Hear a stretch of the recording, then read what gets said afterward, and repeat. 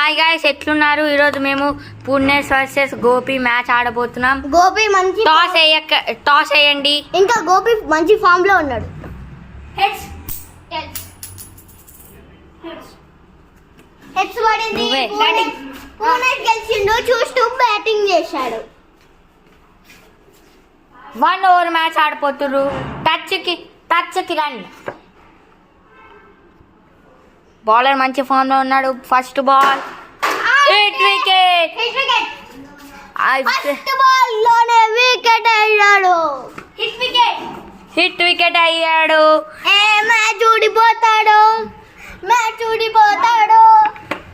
ఇప్పుడు bowler trials కాదు, అది ట్రయల్స్ కాదు, రియల్స్ డైరెక్ట్.